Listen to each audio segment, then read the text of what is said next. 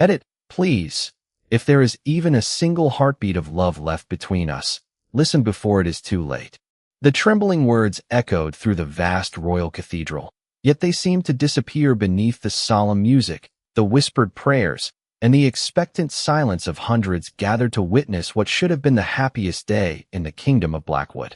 Lady Eleanor Hayes, a gentle white omega dressed in an elegant ivory wedding gown, stood only a few feet away from the man she had once believed would always hear her heart before anyone else's.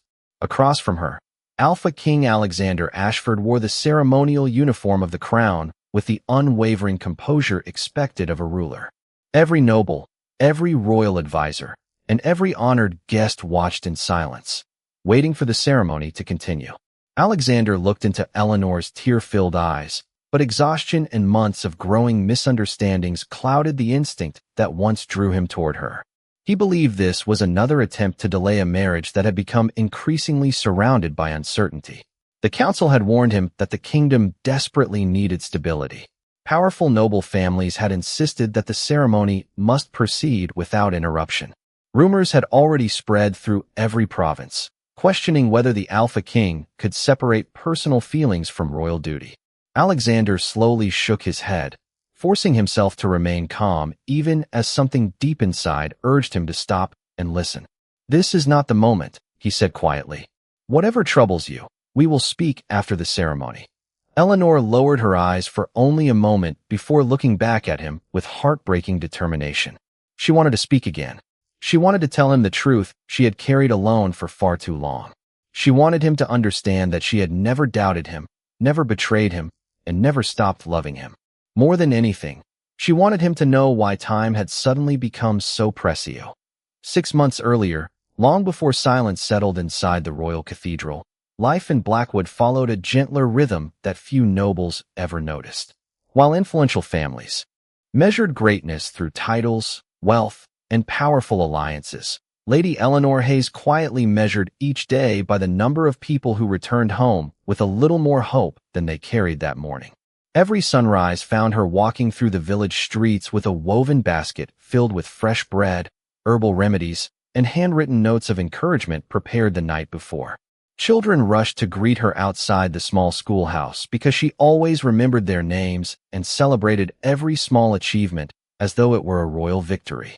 Elderly neighbors smiled whenever they saw her approaching, knowing she would repair a broken fence, carry heavy supplies, or simply remain beside them long enough to make loneliness feel a little lighter.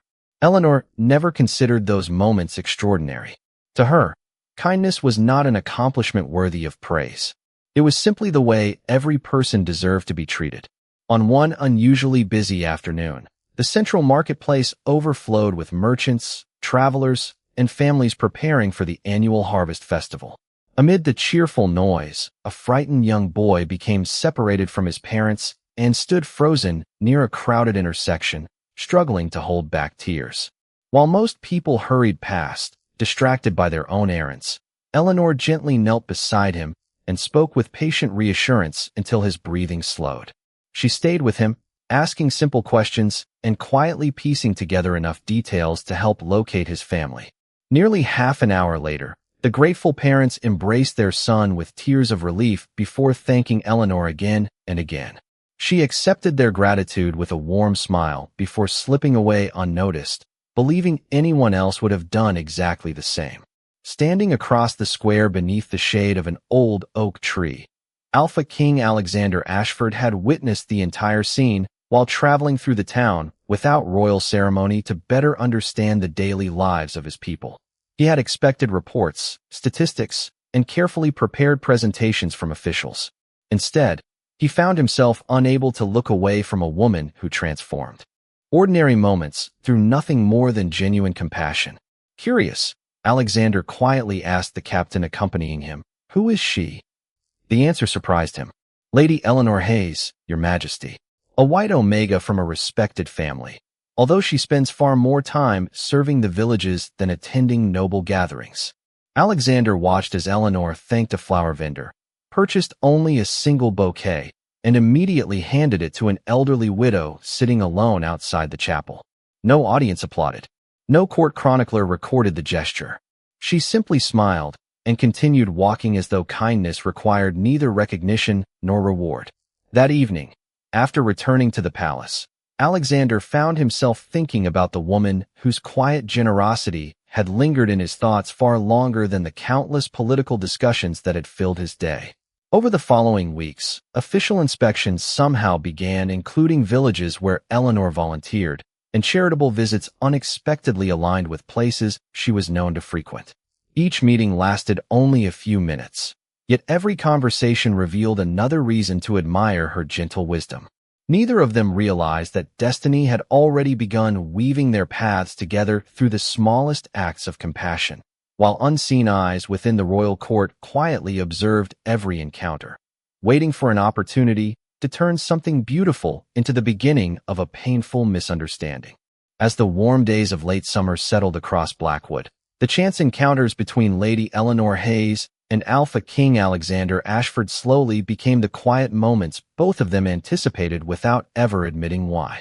Official inspections somehow ended near the village school where Eleanor spent her afternoons teaching children to read, and charitable visits often concluded beside the community garden where she patiently worked alongside volunteers rather than directing them from a distance.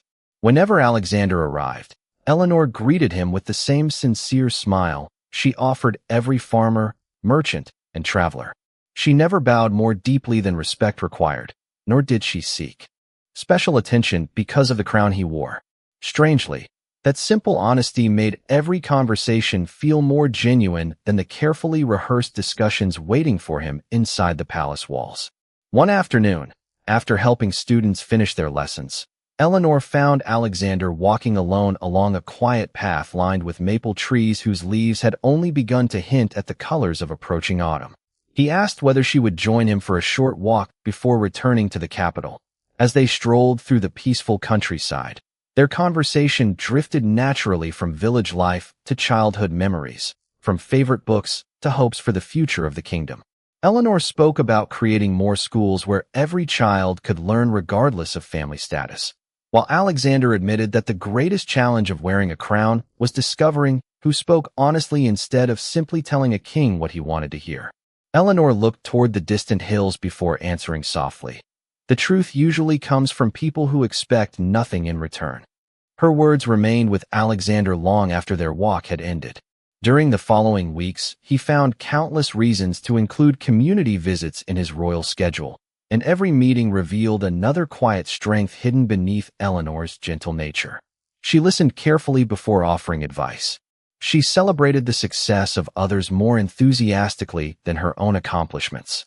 She remembered names, birthdays, and small promises that almost everyone else forgot. Without realizing it, Alexander began measuring his happiest days by whether they included even a few moments with her. One peaceful evening, he invited Eleanor to the Royal Botanical Gardens after a public charity event. The fading sunlight painted the white roses with a warm golden glow as the fountains reflected the colors of the evening sky. Standing beside one of the flower beds, Alexander quietly gathered the courage he had been searching for during countless sleepless nights. He turned toward Eleanor, his heart finally stronger than his hesitation. "There is something I have wanted to tell you for a very long time," he began. Before he could continue, hurried footsteps echoed across the stone pathway. A royal messenger approached with visible urgency and bowed immediately. "Your Majesty, the Royal Council has assembled ahead of schedule. Representatives from 3 neighboring kingdoms have arrived unexpectedly, and they request your presence without delay." Alexander closed his eyes for a brief moment, frustration crossing his face before duty once again replaced personal desire. He looked back at Eleanor with unmistakable regret. "I will return as soon as these meetings are over. Please allow me to finish this conversation." Eleanor smiled with quiet understanding even though disappointment gently touched her heart. "Your kingdom needs you first," she replied. "I can wait." Alexander reluctantly followed the messenger toward the palace, glancing back one final time as Eleanor remained standing among the white roses. Neither of them realized that while they believed love could patiently wait for another tomorrow, someone watching from the shadows had already begun preparing lies that would quietly grow during every conversation left unfinished. As autumn settled over Blackwood, The peaceful rhythm that had quietly drawn Lady Eleanor Hayes and Alpha King Alexander Ashford closer together began to change in ways neither of them immediately understood. While Eleanor continued devoting her days to village schools, community gardens, and families who depended upon her kindness, conversations inside the royal palace gradually shifted away from harvest reports and diplomatic affairs toward whispers about the king's growing attachment to a white omega. Among those most eager to encourage such whispers was Lord Vincent Caldwell, an influential noble who believed the crown should be guided by political alliances rather than personal affection. Vincent never accused Eleanor directly. Instead, he carefully planted doubts that sounded reasonable enough to avoid suspicion. During private council meetings, he calmly suggested that the people might question whether the king's judgment had become influenced by emotion. He remarked that rival kingdoms often watched for even the smallest sign of weakness. He reminded the council that appearances could become as dangerous as reality when the future of the throne was involved. His words were measured, respectful, and impossible to challenge without appearing careless. Alexander initially dismissed every concern. He knew Eleanor's character better than anyone inside the council chamber. She had never asked for power, privilege, or influence. Even so, hearing the same warnings repeated day after day slowly created questions he had never imagined asking. At the same time, Eleanor noticed subtle changes she could not explain. Invitations to visit the palace became less frequent. Meetings that Alexander had personally arranged were postponed because of unexpected council sessions or urgent diplomatic matters. Every delay sounded reasonable, and Eleanor accepted each explanation with quiet patience because she understood that a kingdom demanded sacrifices few people could fully appreciate. One afternoon, she traveled to the palace carrying detailed plans for expanding educational programs before winter arrived. She hoped the proposal would bring better opportunities to children living in distant villages. While waiting outside the council chamber, she overheard voices through the partially opened doors. One advisor quietly stated, "The kingdom cannot afford uncertainty surrounding the future queen." Another replied that public confidence depended upon the king placing duty above personal feelings. Before Eleanor could hear another word, the heavy doors slowly closed. A palace attendant soon approached with an apologetic smile and explained that the meeting had unexpectedly continued. He accepted Eleanor's carefully prepared documents and promised they would be placed directly upon the king's desk. She thanked him sincerely before leaving without complaint, although an unfamiliar sadness quietly followed her through the palace gardens. Later that evening, Alexander finally reviewed the education proposal Eleanor had prepared. Every page reflected compassion, thoughtful planning, and practical solutions for families who often received little attention from the crown. He smiled as he recognized her handwriting and decided he would visit her the following morning. Before he could leave his study, Lord Vincent arrived carrying reports describing growing concern among several powerful noble houses. Vincent respectfully advised postponing all personal meetings until political tensions had settled. Believing he was protecting both Eleanor and the stability of the kingdom, Alexander reluctantly agreed to wait a little longer. Neither of them realized that every conversation delayed allowed another misunderstanding to quietly deepen, while the distance created by silence slowly became far more dangerous than any lie spoken aloud. The first cold winds of winter arrived with quiet determination, covering the hills surrounding Blackwood in pale frost, while an invisible burden slowly settled upon Lady Eleanor Hayes. For several weeks, she had ignored the unusual exhaustion that lingered after even the shortest walks, believing she simply needed more rest after months of caring for others. When a sudden wave of dizziness forced her to pause during a lesson at the village school, the local physician gently insisted that she undergo a thorough examination. Eleanor agreed only because refusing would have worried the children she loved so dearly. Later that afternoon, after the final patient had gone home, the physician invited her into a private room overlooking the snow-covered garden behind the clinic. His expression alone told her the news before he spoke a single word. With sincere compassion, he explained that she was living with a serious illness that had quietly progressed beyond what anyone had realized. Treatment could help preserve her strength for a time, but no physician in the kingdom could promise a complete recovery. Eleanor listened without interrupting, her calm expression never giving way to panic. After several silent moments, she simply asked, "How much time do you believe I still have to make a difference?" The physician lowered his eyes and admitted that no one could answer with certainty. He encouraged her to rest, remain close to loved ones, and allow others to care for her for a change. Eleanor thanked him with genuine gratitude before leaving the clinic beneath a gray winter sky.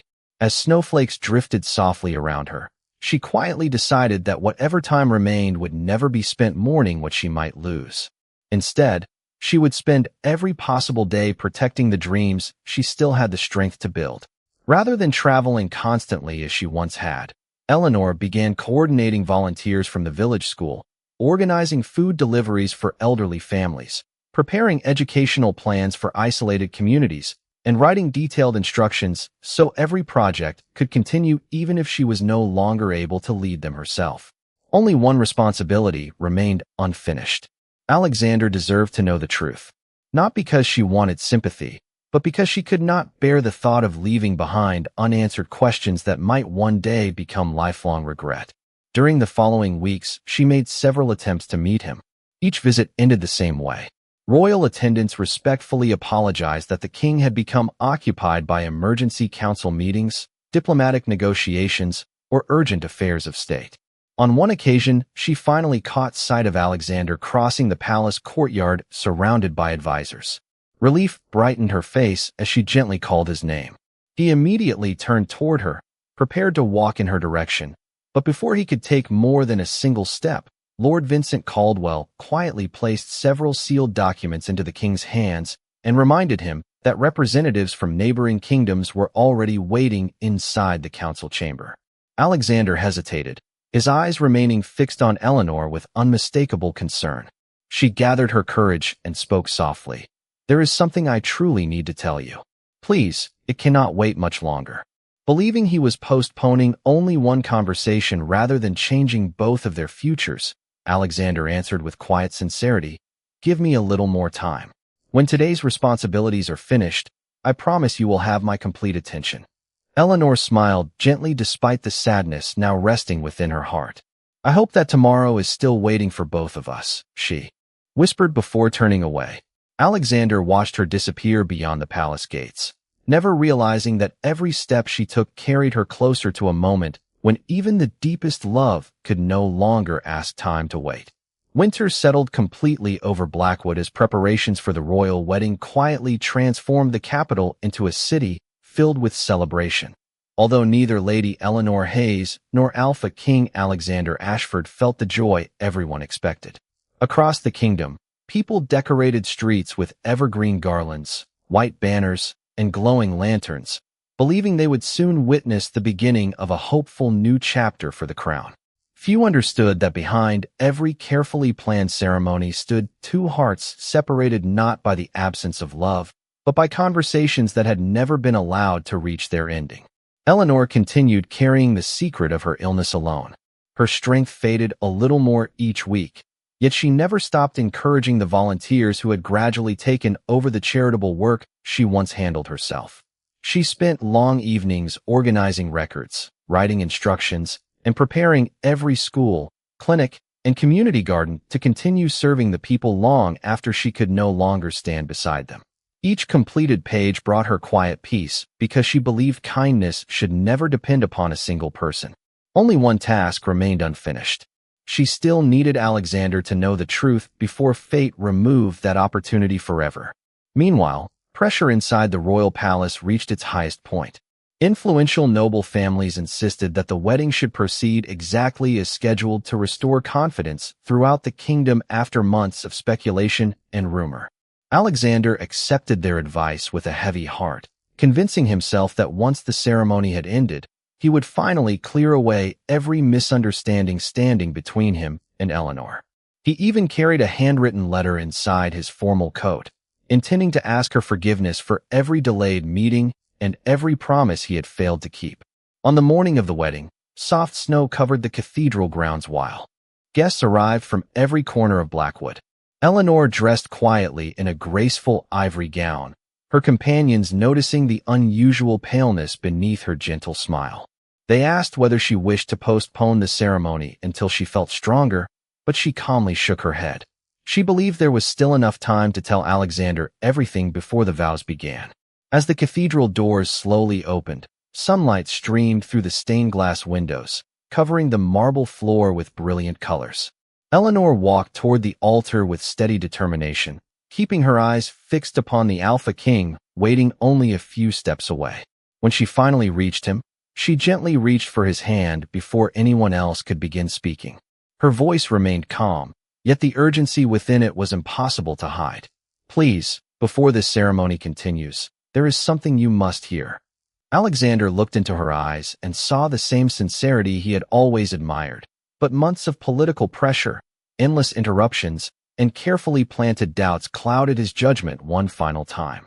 Believing she wished to delay the ceremony because of lingering uncertainty, he answered quietly, "Whatever is troubling you, we will speak after the vows. I promise." Eleanor closed her eyes for a brief moment, as though silently accepting that the last opportunity had slipped away. The officiant resumed the ceremony, and the cathedral fell completely still. Then Eleanor swayed almost imperceptibly as her remaining strength abandoned her. A small crimson stain slowly appeared near the hem of her ivory wedding gown. At first, only those standing closest noticed. Then frightened whispers spread through the cathedral as the stain gradually became impossible to ignore. The music stopped. Every voice disappeared into stunned silence. Alexander stared in disbelief, suddenly understanding that Eleanor had never been asking to delay their future together. She had been desperately trying to entrust him with the truth before time made listening no longer possible. The silence inside the royal cathedral remained unbroken long after the music had faded. No one seemed able to move as Alpha. King Alexander Ashford reached Lady Eleanor Hayes just before the royal physician and several attendants gently guided her into a private chamber beside the sanctuary. The grand ceremony that had been prepared for months quietly dissolved into anxious whispers as guests struggled to understand what had happened before their eyes. Alexander stood outside the closed door, his hands trembling for the first time in many years. Every promise he had postponed echoed inside his thoughts. Every conversation he had delayed suddenly returned with painful clarity. When the physician finally emerged, the compassion in his expression answered questions Alexander had not yet found the courage to ask. After offering a respectful bow, the physician spoke softly. "Your Majesty, Lady Eleanor has been living with a serious illness for many months. She came to me long before the wedding, but she asked that very few people know because she wished to continue helping others without becoming the object of sympathy."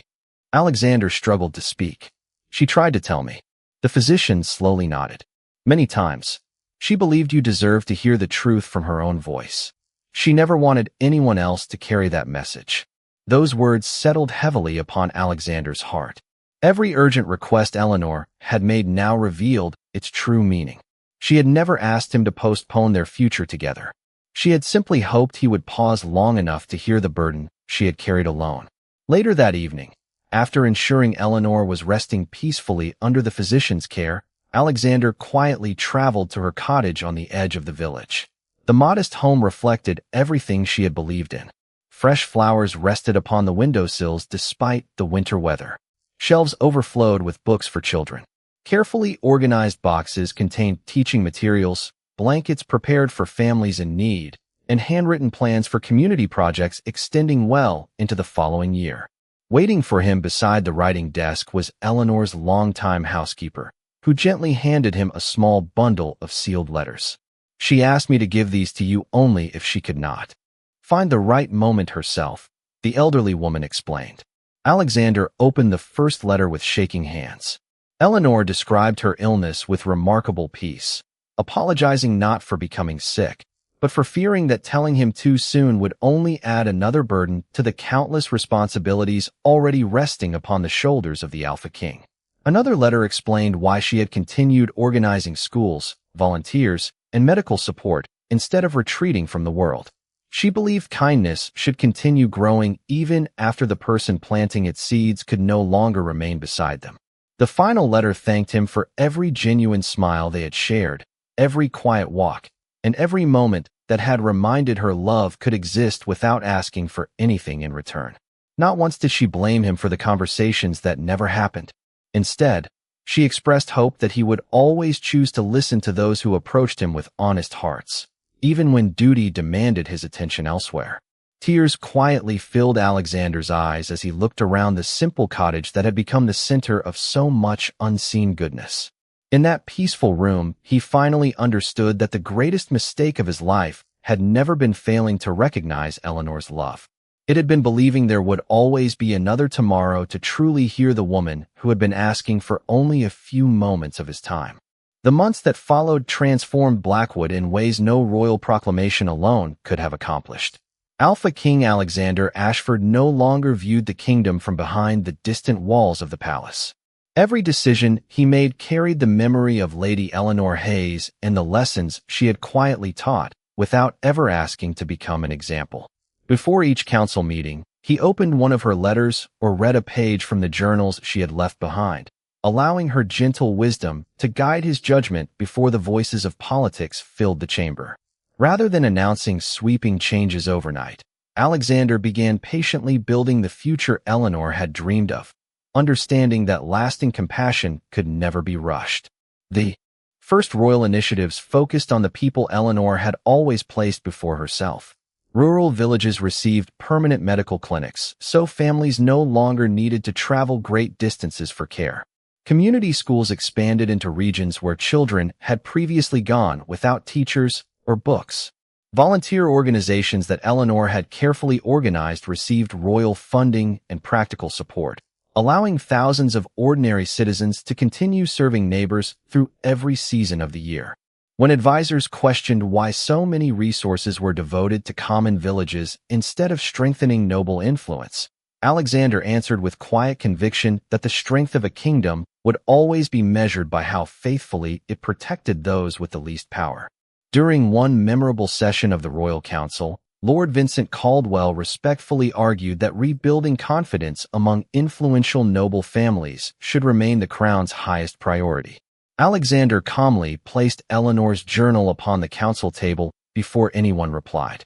He explained that every successful reform already improving Blackwood had first existed inside the handwritten plans of a woman many nobles had dismissed because of her humble nature. He openly admitted that he had once mistaken silence for patience and delay for wisdom, believing there would always be another opportunity to listen. That mistake, he declared, would never shape the future of the kingdom again. He then introduced new standards requiring every royal official to spend time each year working directly within villages, schools, clinics, and community programs before receiving promotion to higher office. Leadership, he insisted, could never remain meaningful if it became separated from the daily lives of the people it was meant to serve.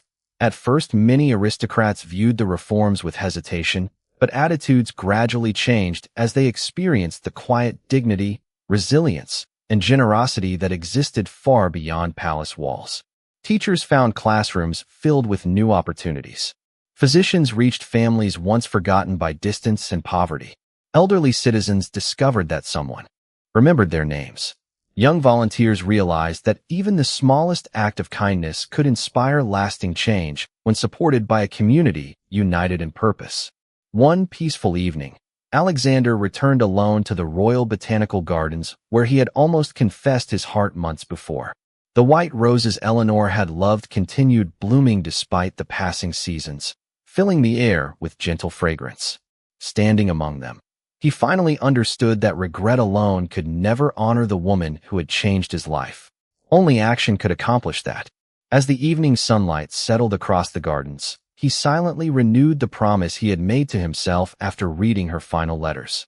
Every law he signed, every child given an education, every family receiving care, and every voice welcomed with respect would become another living chapter of Eleanor's legacy, proving that the quiet compassion of one white Omega possessed the power to transform not only the heart of an Alpha King, but the soul of an entire kingdom. Years passed, and the story of Lady Eleanor Hayes quietly became part of the living heart of Blackwood, carried not through grand legends alone, but through the ordinary lives she had forever changed. Children who had once learned their first lessons inside the small village classrooms she helped establish grew into teachers, physicians, engineers, and community leaders who believed that success meant lifting others instead of standing above them. The volunteer networks she had carefully organized continued expanding from one village to the next until every corner of the kingdom was connected by neighbors willing to help one another without expecting recognition in return. Every spring, thousands of white roses bloomed across Blackwood in school gardens, public parks, and quiet village squares, becoming a gentle symbol of compassion that reminded every generation that the smallest act of kindness could outlive even the greatest display of power. Alpha King Alexander Ashford never allowed a year to pass without visiting the modest cottage where Eleanor had once lived. Time had transformed the peaceful home into a place where future royal officials, young scholars, and community volunteers gathered to study her journals and learn how one person had inspired lasting change without seeking wealth or influence. Alexander often spent long moments sitting beside the same window where Eleanor had written her plans for schools, clinics, and volunteer programs, reflecting upon how different his own life might have been if he had chosen to listen instead of waiting for a more convenient tomorrow. Although regret remained a quiet companion throughout his life, it no longer weakened him. Instead, it reminded him each morning that every conversation deserved attention while there was still time to hear another person's heart. As the years continued, the annual day of service grew into the kingdom's most cherished tradition. Nobles worked beside farmers, physicians beside teachers, and merchants beside students, discovering that genuine respect grew naturally whenever people served one another with humility instead of pride. Travelers visiting Blackwood often wondered why the kingdom possessed such unusual unity despite facing the same hardships as every neighboring land. Alexander never answered with stories of military victories or political achievements. He simply led them through the royal botanical gardens until they reached a peaceful circle of blooming white roses surrounding a simple stone memorial. Upon the polished stone appeared only a single sentence that every child in the kingdom eventually learned by heart. The strongest heart is the one willing to listen before it is too late. Those words became more than a memorial. They became the foundation upon which future kings, queens, and leaders measured their own decisions. Long after Alexander's reign had become part of history, parents continued telling their children about the gentle white Omega, whose compassion transformed an Alpha King and changed an entire kingdom without ever seeking glory for herself. Her legacy endured inside every classroom filled with eager students, every clinic welcoming families with dignity, every volunteer extending a helping hand, and every leader who chose understanding before judgment. In the end, Blackwood remembered that crowns could inspire respect and authority could shape laws, but only kindness possessed the quiet strength to transform hearts across generations, proving that true greatness was never found in power alone, but in the courage to listen, the humility to change, and the enduring love that continued guiding countless lives long after one gentle voice had fallen silent. Thanks for watching. Share your thoughts, like, share, subscribe, enable notifications, and join us for more unforgettable alpha romance stories ahead.